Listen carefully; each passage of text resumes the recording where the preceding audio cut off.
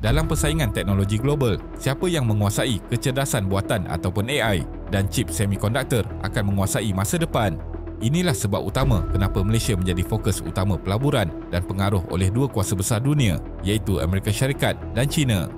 Sepanjang 2024 hingga 2025, Malaysia telah menyaksikan lonjakan luar biasa dalam pelaburan teknologi yang berimpak tinggi. Microsoft, Google dan ByteDance masing-masing mengumumkan pelaburan bernilai berbilion dolar untuk membina pusat data dan infrastruktur AI di Malaysia. Projek terbesar yang mendapat perhatian antarabangsa ialah kerjasama antara YTL dan Nvidia di Johor dengan nilai pelaburan melebihi 4.3 bilion dolar Amerika Syarikat. Projek ini bakal membina superkomputer AI berkuasa solar pertama di rantau ini, selain melatih model bahasa besar LLM berbahasa Melayu, dengan menjadikan Malaysia antara negara terawal di Asia Tenggara yang memiliki keupayaan AI tersendiri. Tetapi kenapa semua ini penting? Dalam konteks global, Amerika Syarikat kini menjalankan strategi yang dikenali sebagai friendshoring, iaitu mengalihkan pengeluaran teknologi kritikal dan rantaian bekalan dari China ke negara-negara yang dianggap lebih stabil, bebas dan dipercayai.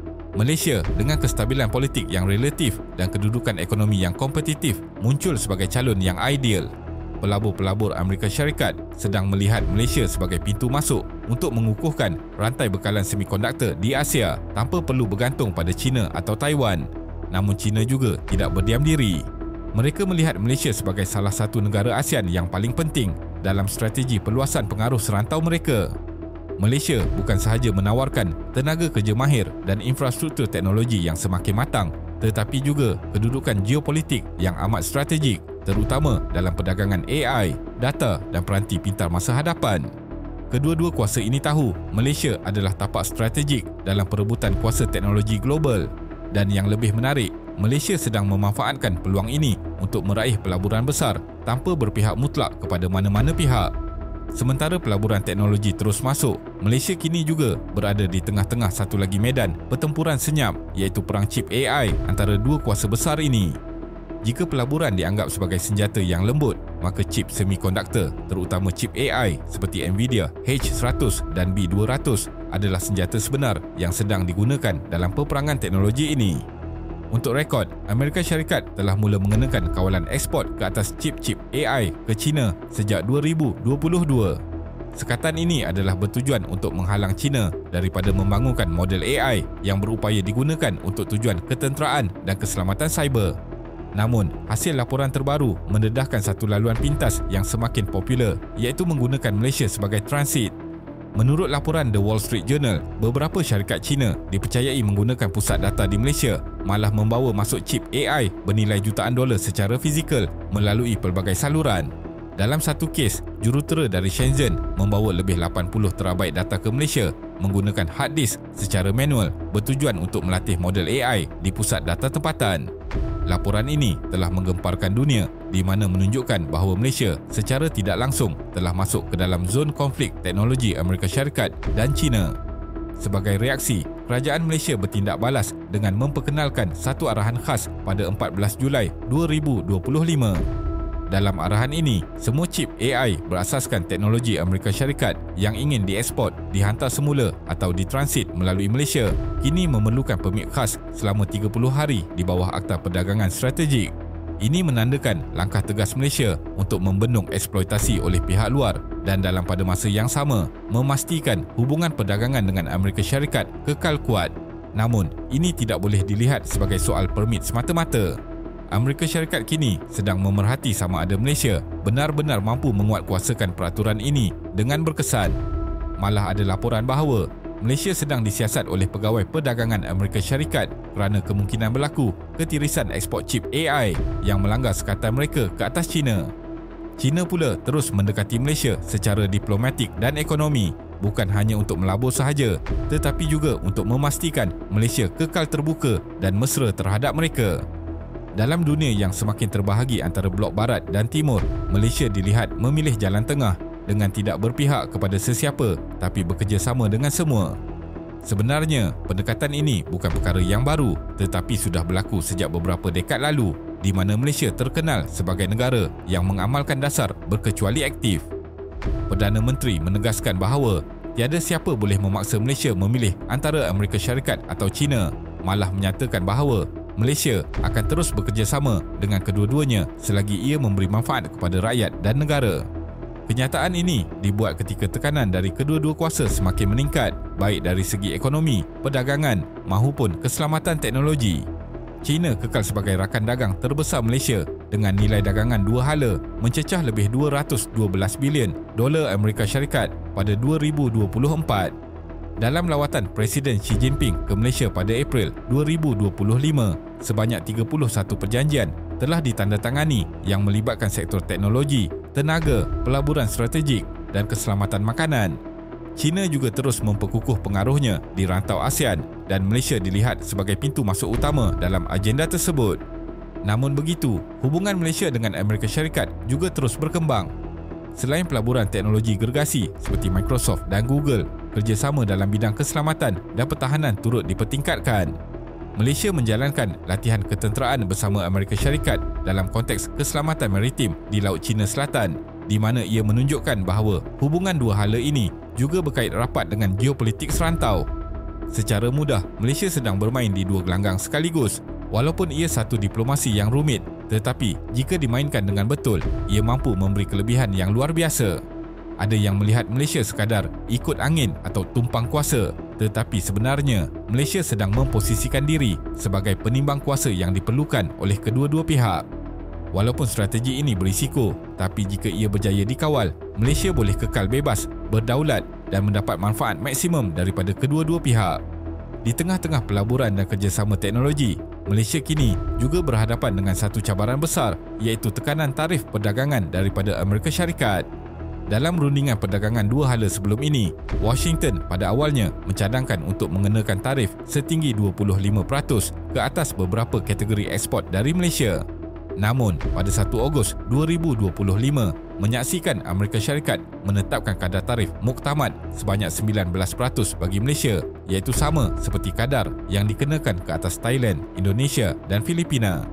Malaysia sebelum ini telah berusaha keras untuk mendapatkan kadar tarif paling rendah dan kejayaan mencapai kadar 19% dianggap sebagai satu kompromi yang munasabah dalam situasi geopolitik semasa. Tetapi kenapa tarif ini sangat penting bagi Malaysia? Sektor elektrik dan elektronik menyumbang sekitar 40% daripada jumlah ekspor Malaysia dan hampir separuh daripadanya diekspor ke Amerika dan pasaran Eropah. Jika tarif 25% dikenakan, secara jelas ini akan memberi kesan besar kepada syarikat-syarikat tempatan, terutama yang menjadi vendor kepada jenama global seperti Intel, AMD dan Apple. China pula melihat tekanan tarif ini sebagai peluang untuk memperkukuh lagi hubungan ekonomi mereka dengan Malaysia.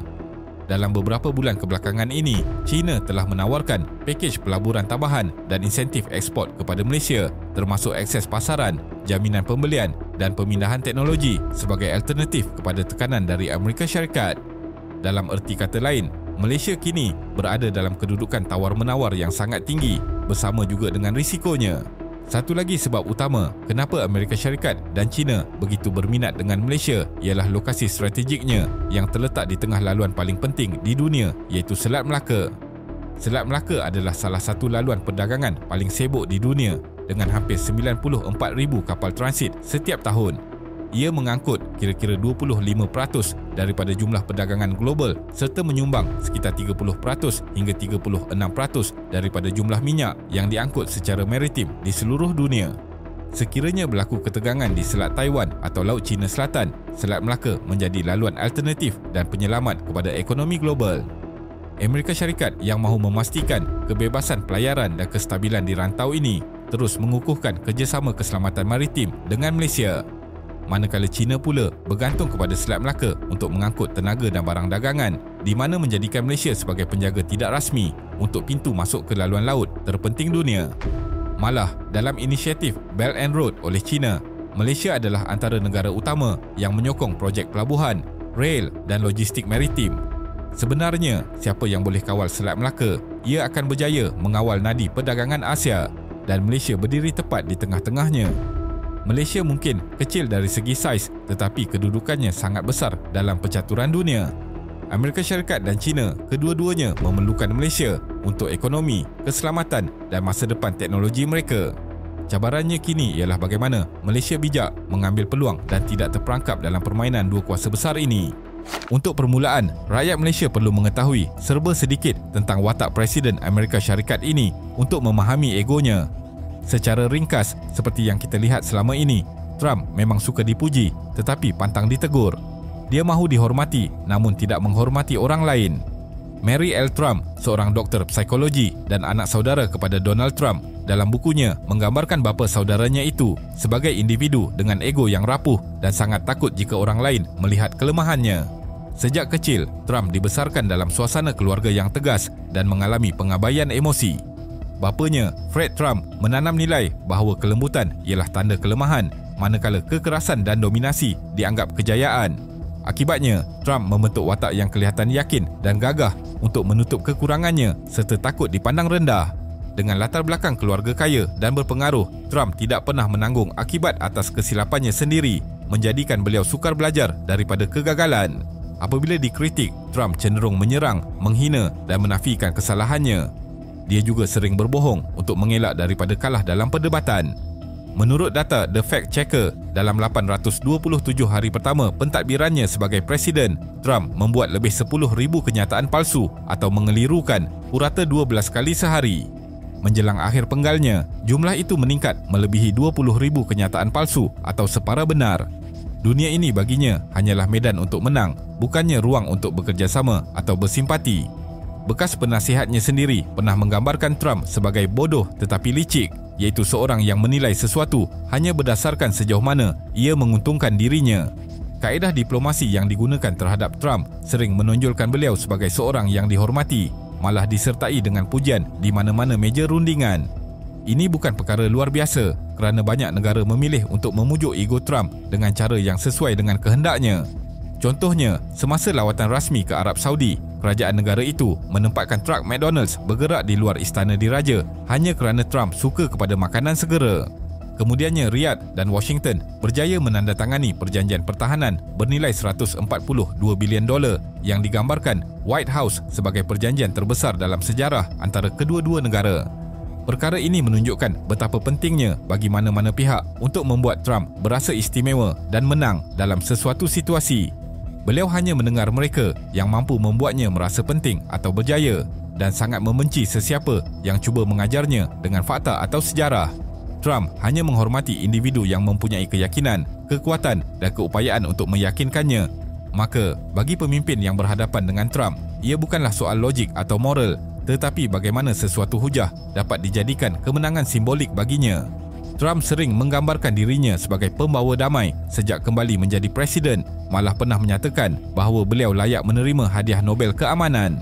Jika Trump dapat diyakinkan bahawa dirinya boleh dilihat sebagai pembela kemanusiaan, termasuk bagi rakyat Palestin, beliau mungkin akan mempertimbangkan untuk menyokong mereka jika ini menonjolkan imejnya sebagai wira dunia. Namun, jika isu itu disampaikan dalam nada menekan atau menuduh, Trump lebih berminat untuk menolak secara terus demi mempertahankan egonya. Trump mungkin menolak fakta atau kritikan, tetapi beliau tidak boleh menolak suara rakyat Malaysia yang berprinsip dan bermaruah. Dalam isu Palestin, Malaysia perlu kekal menjadi suara hati dunia Islam dan kemanusiaan dengan tegas tanpa angkuh dan jujur tanpa tunduk. Apa yang boleh dilakukan Malaysia ialah memperkukuh solidariti dengan Palestin untuk menarik perhatian media antarabangsa.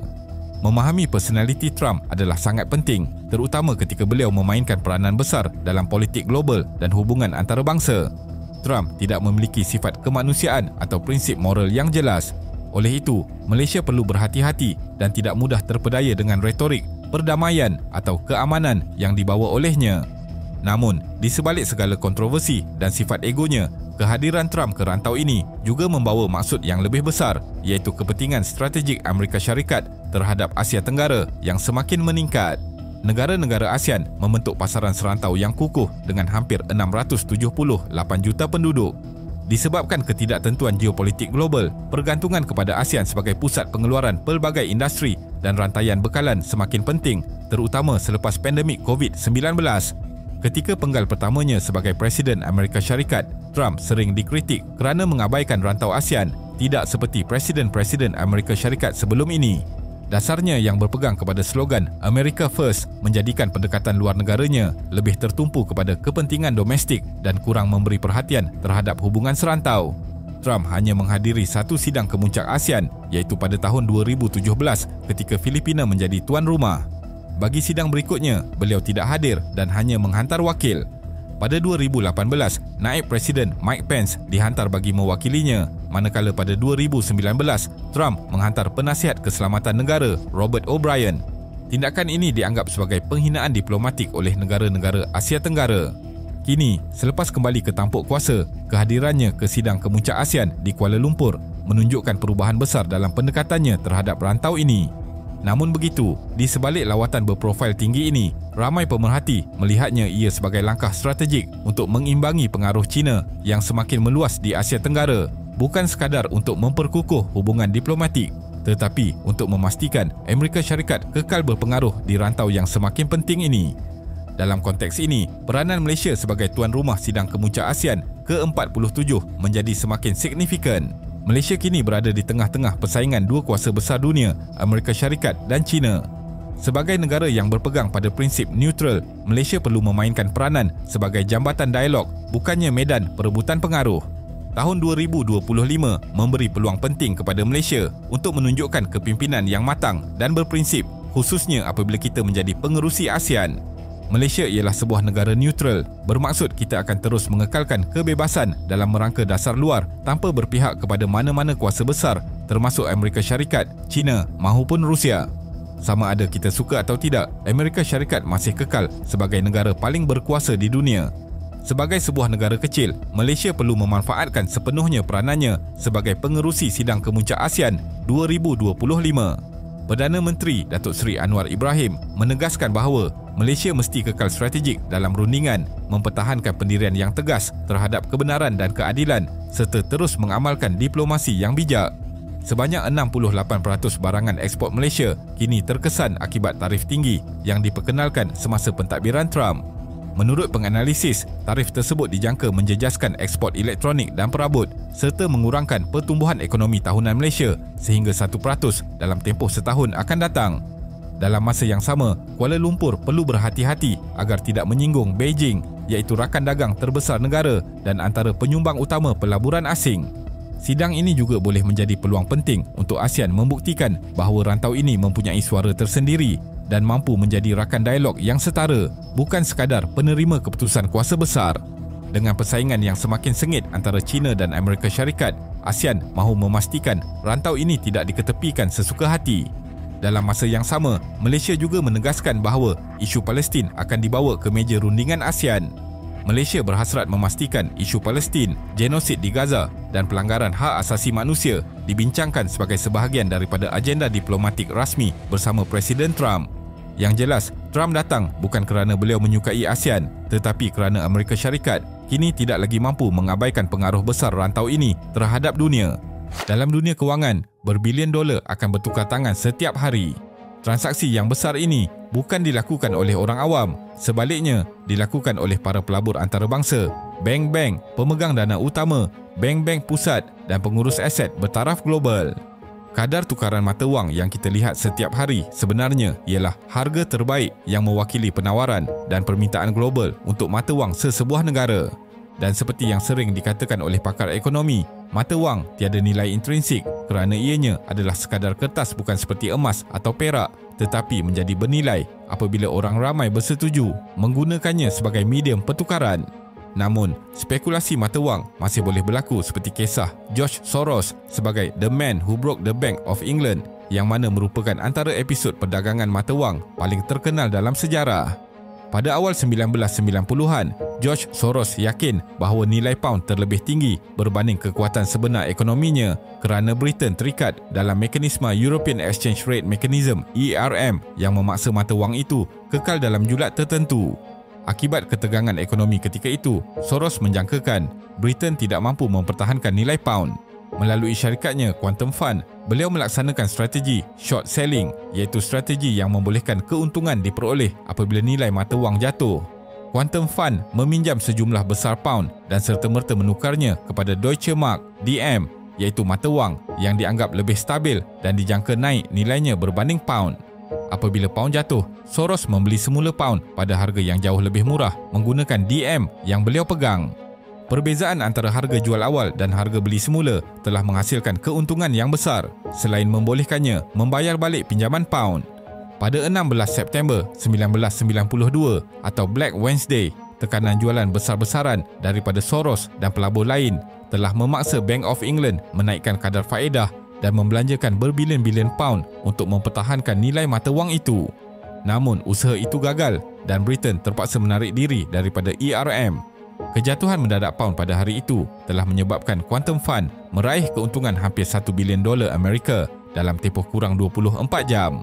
Di Malaysia pula, Bank Negara Malaysia (BNM) pernah terlibat secara agresif dalam perdagangan mata wang asing pada awal 1990-an. Tujuannya adalah untuk meraih keuntungan dan meningkatkan rizab negara, tetapi strategi itu sangat berisiko kerana pasaran forex ini sangat tidak menentu, volatile dan dipengaruhi oleh kuasa-kuasa ekonomi besar seperti Amerika Syarikat, United Kingdom, Jepun dan Kesatuan Eropah.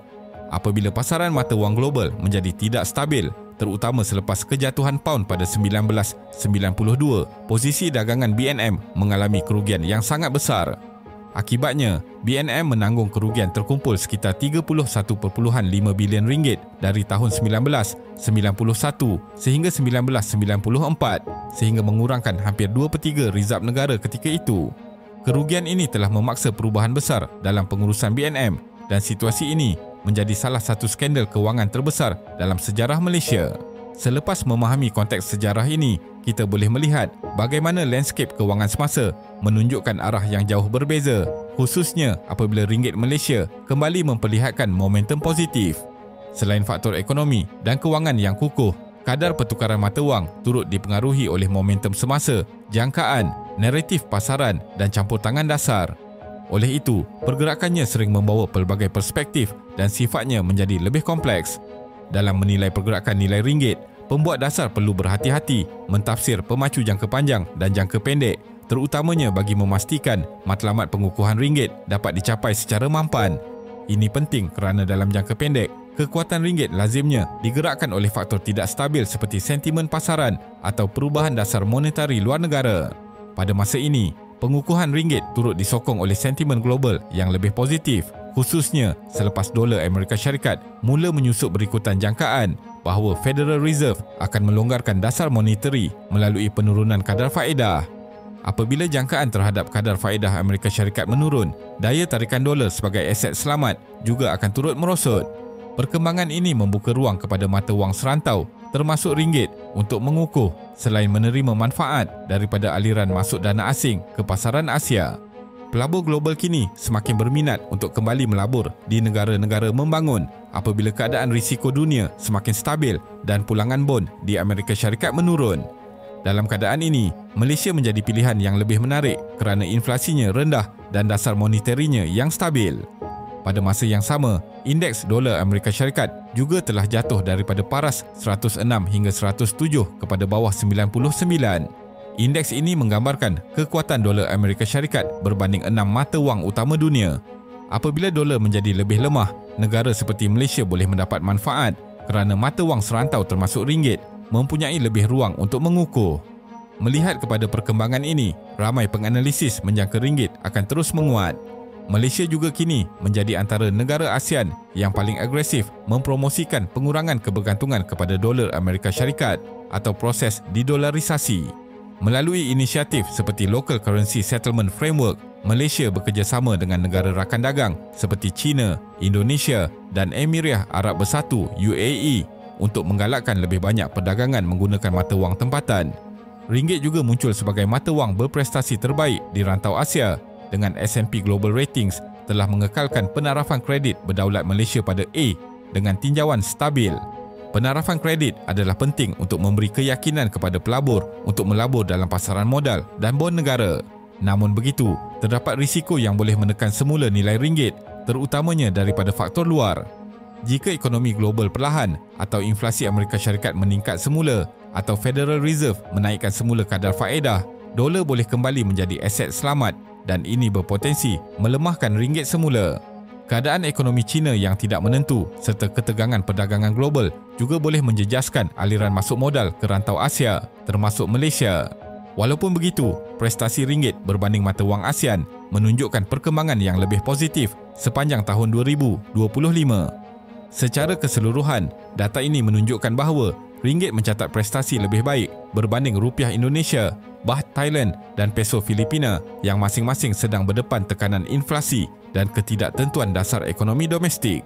Keadaan ini memberi kelebihan kepada rakyat Malaysia yang melancong ke Thailand, Indonesia atau Filipina kerana kuasa beli mereka kini lebih tinggi berbanding sebelumnya. Namun begitu, berbanding dolar Singapura, ringgit masih lebih lemah secara relatif. Ini kerana dasar monetary Singapura sangat ketat dan dolar Singapura mempunyai reputasi sebagai safe haven serantau. Selain itu, ekonomi Singapura juga lebih produktif yang mana menjadikan mata wangnya lebih kukuh dalam jangka panjang. Walaupun begitu, daripada sudut momentum, jurang nilai antara ringgit dan dolar Singapura dilihat semakin mengecil sejak 2 tahun kebelakangan ini. Apa yang penting dan jelas ialah nilai ringgit akan kekal mampan untuk jangka masa yang lama. KLIA dianggap sebagai salah satu lubuk rasuah bagi pegawai imigresen, kastam dan penguatkuasa lain melalui skandal counter setting dengan nilai lumayan yang melibatkan jutaan ringgit. Penerima rasuah ini hidup mewah atas hasil haram dengan melakukan pengkhianatan besar ke atas negara. Modus operandi ini melibatkan segelintir kaki tangan penguatkuasa di KLIA dari pelbagai peringkat yang bersubahat meloloskan warga asing. Melalui counter setting, butiran pasport mereka dimasukkan seolah-olah sudah diperiksa, tetapi hakikatnya mereka dibenarkan masuk tanpa sebarang tapisan keselamatan.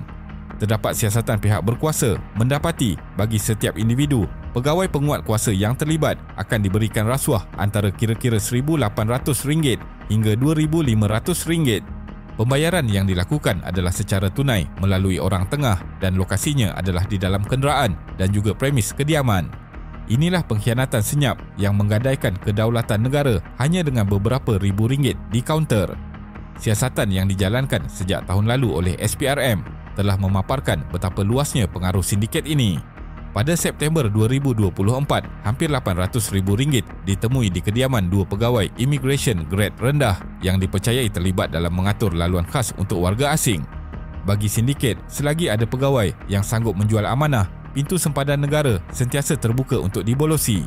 Sindiket counter setting ini tidak beroperasi secara rawak, sebaliknya bergerak dengan terancang melalui jaringan yang licik. Modus operandi adalah melalui sindiket yang mempromosikan pakej untuk masuk ke Malaysia yang diiklankan di platform media sosial seperti Facebook dan Telegram. Pelanggan yang tertarik dengan iklan ini kemudiannya akan dihubungkan dengan ejen sebelum dibawa berkomunikasi terus dengan pegawai imigresen melalui aplikasi WhatsApp. Peranan pegawai yang sepatutnya menjaga keselamatan pintu negara bertukar menjadi pengatur laluan dengan memberikan lampu hijau pada tarikh tertentu untuk kumpulan warga asing yang akan tiba. Pegawai tersebut akan memberikan maklumat nombor kaunter khas yang perlu dituju oleh kumpulan warga asing untuk mendapatkan akses masuk ke Malaysia dengan mudah tanpa melalui pemeriksaan atau prosedur yang betul. Ribuan ringgit bertukar tangan setiap kali satu kumpulan ini berjaya masuk dengan sejumlah wang masuk ke poket pegawai. Modus operandi semakin canggih kerana ejen berfungsi sebagai perantara di mana mereka akan memastikan pelanggan tidak perlu berhubung terus dengan pegawai sekaligus menyukarkan pengesanan. Disebabkan itu, Jabatan Imigresen akhirnya melaksanakan pusingan tugas dengan menukar pegawai yang sudah lama di lokasi sama dengan harapan mengurangkan risiko mereka yang terikat kepada sindiket.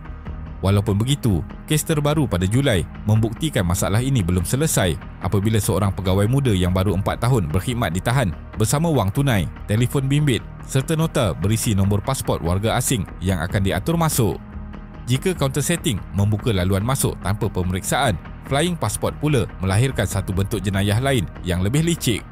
Pada Ogos 2025, seorang warga Indonesia ditahan di KLIA kerana pasportnya mengandungi cop keselamatan yang mencurigakan. Cop itu seolah-olah membuktikan dia keluar dan masuk Malaysia berkali-kali sejak 2022 walaupun individu tersebut sebenarnya tidak pernah meninggalkan negara ini. Dengan hanya membayar sekitar RM4,000, pemilik pasport boleh mendapatkan cop imigresen tanpa perlu menjejakkan kaki ke pintu sempadan. Inilah yang dimaksudkan flying passport, iaitu dokumen perjalanan yang terbang bebas merentas sempadan walaupun pemiliknya kekal di tempat yang sama. Fenomena ini jauh lebih berbahaya kerana ia bukan sahaja memudahkan buruh asing yang tidak layak untuk kekal di Malaysia, tetapi juga membuka ruang luas kepada jenayah terancang. Dengan cap keluar masuk yang kelihatan sah di atas kertas, pemegang flying passport boleh menggunakannya untuk pelbagai aktiviti, dari mengaburi rekod pekerjaan hinggalah menyokong kegiatan haram seperti penyeludupan manusia, pemerdagangan wanita atau pengubahan wang haram. Cop palsu itu menjadi seakan lesen bergerak yang melindungi mereka daripada pengawasan pihak berkuasa. Ia juga mewujudkan persoalan besar. Berapa banyak lagi pasport yang sudah pun berlegar dalam sistem dengan rekod keluar masuk yang sebenarnya tidak pernah berlaku. Pada Julai 2025, episod lebih besar berlaku apabila Agensi Kawalan dan Perlindungan Sempadan Malaysia (AKPS) berjaya menumpaskan cubaan 198 warga asing memasuki Malaysia melalui KLIA. Mereka datang dari pelbagai negara seperti Bangladesh, India, Pakistan, Syria, Indonesia dan Vietnam, namun semua berkongsi tujuan sama, iaitu melepasi sempadan tanpa kelayakan sah. Pemeriksaan teliti mendapati dokumen perjalanan yang mereka bawa penuh dengan keraguan. Ada yang tidak mempunyai tempahan hotel, ada yang menyerahkan tiket penerbangan pulang yang palsu, malah ada yang tidak memiliki wang mencukupi untuk sara diri sepanjang berada di negara ini. Setiap kelemahan itu cukup untuk membuktikan cubaan mereka hanyalah helah untuk menembusi pintu masuk secara haram. Jumlah kes notis penolakan masuk pula mencatatkan lonjakan mendadak. Pada Mei 2025, sebanyak 900 kes direkodkan. Angka itu meningkat kepada 987 kes pada Jun sebelum melonjak lagi kepada 1,134 kes pada Julai. Trend ini menggambarkan betapa seriusnya ancaman warga asing yang cuba masuk menggunakan jalan tidak sah seiring dengan sindiket yang semakin berani memanipulasi sistem. Lonjakan ini bukan sahaja menambah beban kepada agensi penguat kuasa, tetapi juga menimbulkan kebimbangan tentang berapa ramai lagi yang mungkin berjaya melepasi kawalan tanpa dikesan. Menyedari ancaman yang kian membesar, kerajaan akhirnya mengumumkan langkah drastik untuk memperkukuh kawalan pintu masuk antarabangsa. Bermula Disember 2025, sistem pagar automatik atau autogate akan dipasang di 123 pintu masuk utama negara, termasuk KLIA, Kota Kinabalu, Kuching dan Pulau Pinang. Sebanyak 635 unit autogate akan digunakan, lengkap dengan teknologi pengecaman wajah, cap jari serta imbasan iris. Langkah ini bukan sahaja mempercepatkan proses imigresen bagi penumpang sah, tetapi juga bertujuan menutup ruang manipulasi manusia di kaunter. Menjelang Mac 2028, seluruh pelaksanaan dijangka selesai sepenuhnya, menandakan perubahan besar dalam cara Malaysia mengawal keluar masuk di sempadannya. Selain itu, kerajaan turut memperkenalkan Advanced Passenger Screening System (APSS), iaitu satu sistem saringan awal yang membolehkan maklumat penumpang dianalisis sebelum mereka tiba di tanah air. Dengan teknologi ini, pihak berkuasa boleh mengenal pasti mereka yang berisiko lebih awal, sekaligus menghalang individu mencurigakan daripada menaiki pesawat ke Malaysia. Ia adalah tindak balas kepada kelemahan lama yang bergantung sepenuhnya pada pegawai di kaunter dan kini diganti dengan sistem pintar yang sukar dimanipulasi. Walau bagaimanapun, keberkesanan langkah ini masih bergantung pada sejauh mana integriti dan komitmen pegawai di lapangan, kerana teknologi hanya menjadi alat, sedangkan manusia tetap memegang kunci sebenar. Keseluruhan pendedahan tentang sindiket counter setting dan flying passport ini membuktikan satu hakikat pahit, iaitu ancaman terbesar terhadap keselamatan negara tidak semestinya datang dari luar, tetapi daripada mereka yang diberi amanah menjaga pintu masuk itu sendiri. Mereka ini tidak lain hanyalah pengkhianat, individu yang meletakkan kepentingan peribadi di atas keselamatan berjuta-juta rakyat Malaysia. Selagi ada orang dalam yang sanggup bersekongkol, pintu sempadan akan terus menjadi laluan mudah untuk jenayah merentas negara. Dan apabila benteng itu dikompromi oleh pengkhianat dari dalam, maka seluruh negara menanggung akibatnya. Pada awal pagi 16 Julai 2025, suasana di Asrama Sekolah Menengah Kebangsaan Agama Tun Datu Mustafa, Sabah bertukar menjadi mimpi ngeri. Zara Khairina Mahathir, pelajar tingkatan 1 berusia 13 tahun, ditemui tidak sedarkan diri di tepi longkang berhampiran blok asrama perempuan sekitar jam 3 pagi. Dia dikatakan jatuh dari tingkat 3 dan mengalami kecederaan parah sebelum dikejarkan ke Hospital Queen Elizabeth. Namun, sehari kemudian, Zara disahkan meninggal dunia. Jenazahnya dikebumikan di Kampung Kalamau, Mesapol, Sipitang pada hari yang sama. Laporan awal menggambarkan kejadian ini sebagai satu kemalangan, tetapi butiran awal siasatan menimbulkan pelbagai tanda tanya. Paling dipersoalkan, tiada bedah siasat penuh dijalankan oleh pihak berwajib dan beberapa bukti fizikal tidak dikumpulkan. Kelemahan ini membuatkan orang ramai mula mempersoalkan sama ada laporan yang diberikan adalah cerita sebenar atau ada cerita lain yang disembunyikan. Pada 18 Julai, Menteri Pendidikan memberi jaminan bahawa KPM akan memberi kerjasama penuh kepada polis sambil menegaskan keperluan siasatan dijalankan tanpa sebarang gangguan. Namun, bagi sesetengah pihak, kenyataan itu dilihat lebih sebagai usaha meredakan ketegangan berbanding menjawab persoalan pokok dan sebenarnya ia tidak berjaya meredakan rasa marah masyarakat. Desakan untuk mendapatkan kebenaran semakin kuat apabila pada 21 Julai, Ibu Zara, Nuraidah Lamat, tampil menggesa siasatan telus dan adil. Beliau mendedahkan kali terakhir berjumpa anak tunggalnya adalah pada 12 Julai ketika program gotong royong di sekolah. Sejak awal, spekulasi, cerita liar dan beberapa tuduhan turut tular termasuk dakwaan insiden ini melibatkan pelajar yang merupakan anak kepada tokoh VVIP atau ahli keluarga rapat pemimpin negeri. Spekulasi itu bagaimanapun segera dinafikan secara terbuka oleh polis yang menegaskan tiada bukti mengaitkan mana-mana individu berprofil tinggi dengan kematian Zara. Sementara itu, Timbalan Menteri Pendidikan Tinggi, Datuk Mustafa Sa'mud, turut menafikan sebarang pembabitan dirinya atau isterinya, bekas pengetua sekolah berkenaan yang berkhidmat dari 20 Mac hingga 22 November 2024 dalam kes ini. Tekanan terus meningkat pada 28 Julai apabila Pesuruhjaya Polis Sabah, Datuk Jauteh Dikun, meminta orang ramai mengelakkan spekulasi sambil menegaskan siasatan sedang dijalankan secara terperinci. Selepas itu, pada 31 Julai, pihak polis mengesahkan siasatan berada di peringkat akhir dan tidak menolak kemungkinan unsur buli. Seramai 60 individu telah dirakam keterangan berkaitan kes ini. Dan pada 1 Ogos, dalam suasana penuh emosi dan tekad mencari kebenaran, Ibu Zara membuat permohonan yang menggoncang perasaan ramai agar kubur anak tunggalnya digali semula demi membolehkan bedah siasat dijalankan, iaitu satu prosedur wajib dalam kes kematian mengejut. Peguam keluarga mendedahkan bahawa siasatan awal penuh kelompongan, pakaian dan bukti fizikal tidak diambil, rekod perubatan tidak lengkap dan ini boleh menjejaskan peluang mencari kebenaran. Kronologi ini kemudian menjadi semakin dramatik apabila pada 3 Ogos, Ibu Zara membuat satu lagi laporan polis mengingat kembali kesan lebam pada belakang badan anaknya ketika memandikan jenazah. Beberapa hari kemudian, pada 7 Ogos, beliau menyerahkan telefon bimbit yang mengandungi rakaman audio perbualan dengan Zara kepada polis. Dalam masa yang sama, Kementerian Pendidikan membuat lebih 10 laporan polis berhubung penyebaran video dan hantaran mengelirukan berkaitan kes ini, di mana sesetengah pihak melihat ia adalah langkah atau tindakan defensif sebelah pihak sahaja. Kemuncak tekanan berlaku pada 9 Ogos apabila Perdana Menteri Datuk Seri Anwar Ibrahim memberi jaminan bahawa siasatan akan telus tanpa kompromi. Kubur Zara digali semula pada hari tersebut dan proses bedah siasat dilakukan oleh pasukan pakar patologi dari Sabah dan Selangor, disaksikan peguam keluarga dan pihak polis. Pada 11 Ogos, jenazahnya selamat dikebumikan semula.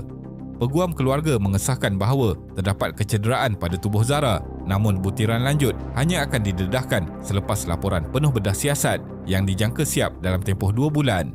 Dengan adanya unsur-unsur mencurigakan, termasuk dakwaan kegagalan mengumpulkan bukti awal secara menyeluruh, peguam turut memohon satu inkuest dijalankan bagi menentukan sama ada kematian ini berpunca daripada unsur jenayah. Permintaan itu menjadi lebih mendesak apabila tersebar satu rakaman suara berdurasi 44 saat yang disahkan oleh peguam keluarga Hamid Ismail sebagai milik Zara Khairina. Berita ini menyebabkan gelombang kemarahan orang ramai segera memuncak. Dalam audio itu, Zara mendedahkan rasa bimbang terhadap keselamatannya dan ketakutan untuk melawan atau mengelak kerana risau dimarahi pelajar senior. Pendedahan ini menguatkan persepsi bahawa kematiannya bukan sekadar insiden tragis yang terpencil tetapi berkemungkinan berpunca daripada tekanan, gangguan atau ancaman yang telah lama membelenggunya. Rakaman tersebut yang dipercayai perbualan telefon antara Zara dan ibunya memaparkan luahan hati seorang remaja yang berdepan dengan suasana menakutkan di sekolah. Zara menyebut tentang seorang pelajar senior yang digelarnya Kak M yang masih tidak memaafkan dirinya dan pernah mengeluarkan ancaman fizikal yang jelas. Nada mengancam itu jelas memberi tekanan psikologi dan ianya bukan sekadar luahan marah yang spontan tetapi mesej yang membawa maksud ugutan nyata. Lebih mengejutkan lagi, dalam rakaman lain, Zara turut menceritakan bahawa rakannya, Yasmin, juga menjadi mangsa gangguan oleh sekumpulan pelajar senior. Dia mengimbas bagaimana Yasmin dibawa oleh seorang kakak senior dari kelas ke tingkat atas, diikuti rapat tanpa peluang untuk melarikan diri. Sesampainya di kelas, Yasmin menangis ketakutan dan insiden itu berlarutan hampir 1 jam, satu tempoh yang cukup lama untuk menimbulkan persoalan besar tentang apa yang berlaku di sebalik pintu tertutup itu. Kandungan rakaman ini mengubah nada perbualan awam daripada sekadar menuntut keadilan kepada gesaan mendesak supaya siasatan menyeluruh dilakukan terhadap budaya buli di sekolah asrama. Gelombang solidariti untuk Zara Khairina membanjiri Sabah dengan bantahan aman diadakan di beberapa bandar. Rakyat negeri itu yang selama ini terkenal dengan kesabaran dan kelembutan kini bangkit dengan suara lantang menuntut kebenaran. Kini, kes Zara Khairina telah menyentuh hati seluruh negara, bukan semata-mata kerana pemergiannya yang memilukan, tetapi kerana tanda tanya besar yang ditinggalkan oleh siasatan awal yang penuh kelompongan.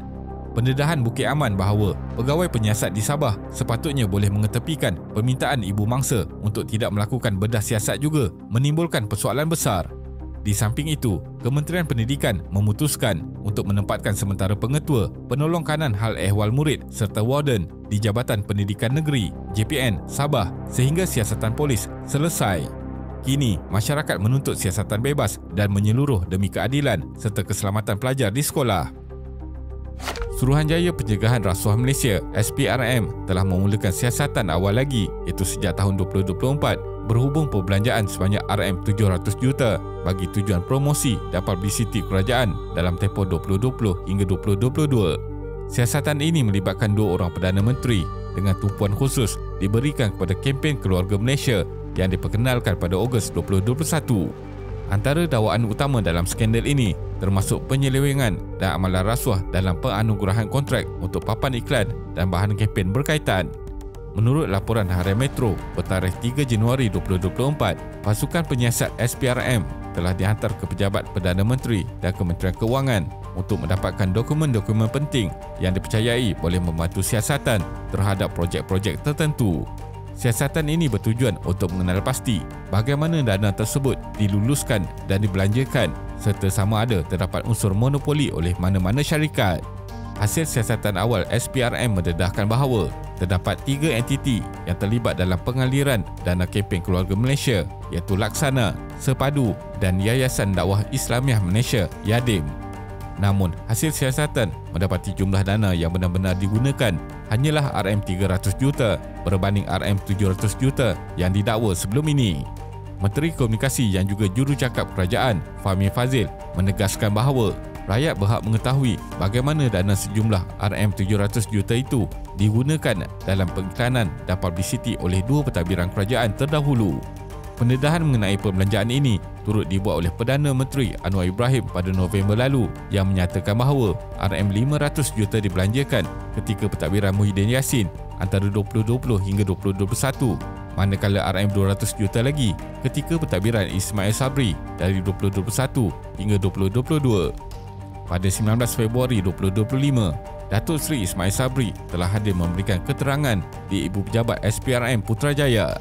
Walau bagaimanapun, pada 21 Februari 2025, beliau dilaporkan rebah di kediamannya dan dimasukkan ke Sunway Medical Center Kota Damansara pada jam 2.30 pagi. Beliau masih menunggu tahap kesihatannya pulih sebelum menghadiri sesi siasatan. Kes ini sedang disiasat di bawah Seksyen 16-A atau SPRM yang memperuntukkan hukuman penjara maksimum 20 tahun serta denda tidak kurang daripada 5 kali nilai suapan atau RM10,000 mengikut mana yang lebih tinggi sekiranya sabit kesalahan.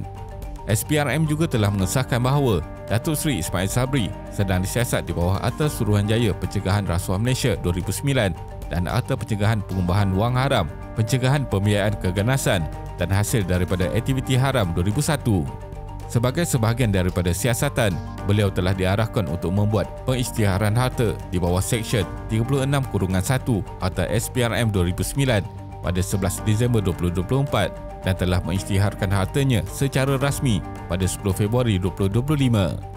Datuk Seri Ismail Sabri yang dilahirkan di Temerloh, Pahang pada 18 Januari 1960 telah berkhidmat sebagai Perdana Menteri Malaysia ke-9 dari Ogos 2021 hingga November 2022. Tangkapan dan rampasan aset. Dalam kes ini, SPRM telah menahan 4 pegawai kanan yang berkhidmat di bawah pentadbiran beliau dan menjalankan pemeriksaan di kediaman serta 3 premis lain yang dipercayai digunakan sebagai safe house. Hasil penggeledahan menemukan kira-kira RM170 juta dalam pelbagai mata wang antarabangsa serta 16 kg jokong emas tulen bernilai RM7 juta. Kemudian, pada 14 Februari 2025, 4 pegawai kanan yang ditahan termasuk 2 individu bergelar datuk telah direman selepas perintah reman dikeluarkan oleh Mahkamah Putrajaya. Ketua Pesuruhjaya SPRM Tan Sri Azam Baki mengesahkan bahawa 3 daripada mereka merupakan ahli politik. Salah seorang daripada mereka ialah pembantu rapat Ismail Sabri yang dilantik ke jawatan kanan di Pejabat Perdana Menteri. Serbuan ini adalah hasil pemantauan SPRM selama beberapa bulan terhadap dakwaan salah guna kuasa dan pengubahan wang haram membabitkan pegawai kanan kerajaan terdahulu. Bahagian Pencegahan Wang Haram, AMLA, turut meneliti dokumen-dokumen yang dirampas bagi melengkapkan siasatan. Berita yang dilaporkan pada 3 Mac 2025 menyatakan bahawa SPRM masih menilai sejumlah barang kemas yang ditemui. Sehingga kini, nilai rampasan dianggarkan berjumlah RM177 juta merangkumi pelbagai mata wang serta 16 kg jongkong emas bernilai RM424,000 sekilogram. SPRM juga sedang menjejaki kemungkinan dana yang disembunyikan di dalam dan luar negara. Pada 3 Mac 2025, barangan rampasan dipamerkan dalam satu sidang media di Ibu Pejabat SPRM di Presiden 7. Setakat tarikh ini, 30 saksi telah dipanggil untuk memberikan keterangan dengan 8 lagi dijadualkan hadir pada minggu berikutnya. Beberapa individu termasuk tokoh-tokoh kenamaan dijangka akan dipanggil dalam masa terdekat bagi membantu siasatan terhadap kes berprofil tinggi ini. Inilah masalah yang dihadapi di Malaysia. Pemimpin yang menjadi tulang belakang negara sering terkait dengan skandal rasuah atau penyalahgunaan kuasa. Situasi ini bukan perkara kecil di mana berbilion wang rakyat hangus di kaut individu tertentu.